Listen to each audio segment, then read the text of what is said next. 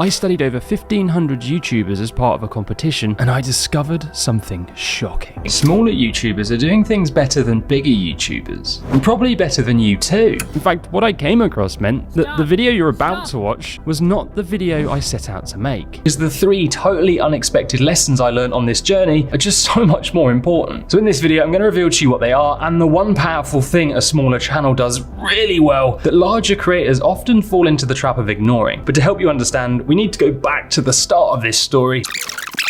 So a few weeks ago, I made a video about a free app I'd created that could monetize any YouTube channel, and at the end I told the viewers I'd donate money to the users of it. All they had to do to get a piece was leave a comment below the video. I was pretty excited to see how many comments I might get until over 1,500 came flying in. Now you might think, well that's great, and it is, but it meant I now had to click on every channel that had left one, watch their videos, and then decide if they would get a piece of the $3,000 prize pool. Long story short, I donated $100 to 10 different creators like this channel. After that, I went to pick 2 channels from the epic list to give $500 to and one to give $1,000 to. And that's the moment that I realized I was making the wrong video, and small channels can actually teach us a lot more than you'd expect. So welcome to the video I ended up making, and now I'm going to show you the 3 small YouTube channels I gave the big prize money to and the powerful thing they're doing that you should be too. So the first lesson, probably the simplest one ever. What's amazing about it is when you do it in your videos, you can actually release the feel-good neurotransmitters, dopamine, endorphin, and serotonin into your viewers' brains, and these things relax their bodies and lower their blood pressure. See if you can guess what it is from this super short clip from our hero Valerie.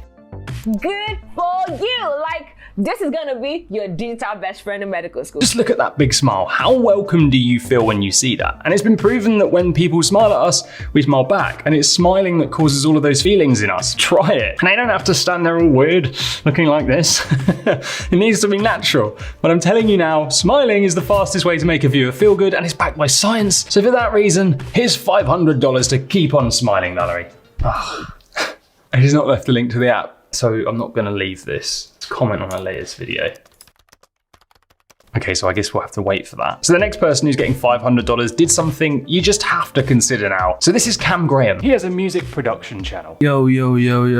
Let me explain what the powerful thing he's doing that makes his content 10 times more interesting. So here, he could have made a simple tutorial video called How to Make a Good Beat That Rises, but that's really boring. So instead, he presented his idea as a question and a challenge and called it, Can you make a good beat while the BPM rises constantly? In his intro, he then simply sets up the challenge and gives it some stakes. Today, I'm gonna make a beat, but the BPM is rising constantly. And stakes are really important for your retention. But what's at stake in a video like this, and how could you harness this too? Well, the stakes for Cam are not actually that high or terrifying, but more along the lines of his time being at stake, or maybe even his credibility, because if his song sucks, that can potentially reflect badly on him. But what I'd like to have seen Cam do here is to be a little bit more deliberate in upping the stakes. So one way he could have done this would be to set up that he would be asking his friends to then rate his final song out of 10, and if the average score was under 5, he would have to do some kind of forfeit. And this is where the extreme retention power comes in. Let me show you what I mean. So if Cam had made this video and had no stakes to it, the viewer has 1, maybe 2 questions in their mind that they want an answer to. How do you do it? Or maybe, can I make this too? But when you position your content as more of a challenge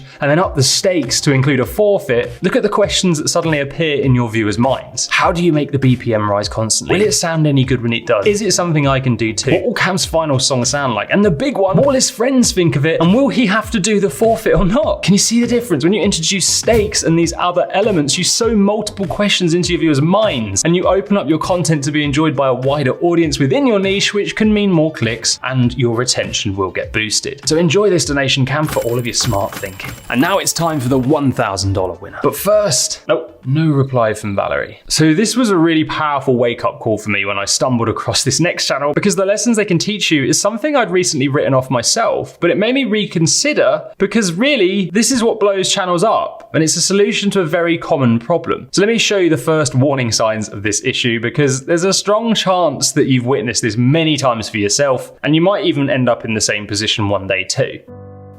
I'm just gonna walk in silence and sit in this chair and hope no one notices the clickbait.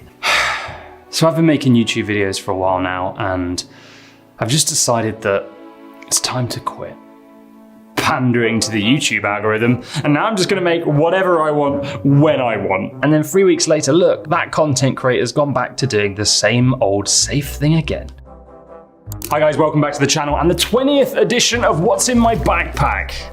YouTube has basically become a giant game of copy what worked over and over because creators fear that anything new might flop and not bring in the views of the tried and tested ideas, which is totally fair. But as a result of this repetition, creators' enjoyment can fade and the content they produce then never really improves, and this causes stagnation. Enter the solution to this problem and our $1,000 heroes, the Thompson Brothers.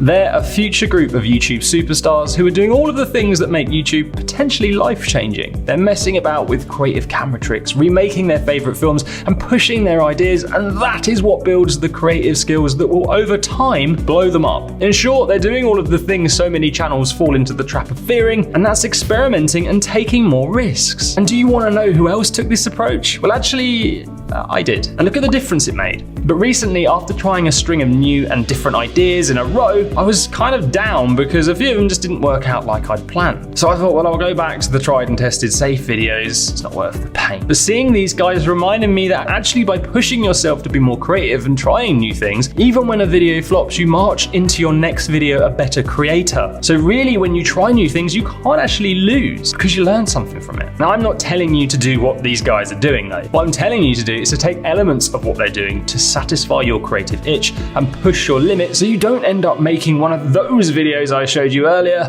and then mix it up with a safer strategy to improve as a creator. So every 5th or 6th video, just produce a wildcard video, something you think your viewers will love, but you can be courageous with the idea and bold and do the things that you've always wanted, because it's what so many of the 1,583 channels I looked at were actually doing that the more established ones seem to have forgotten about. So I guess you're wondering, did Valerie ever reply?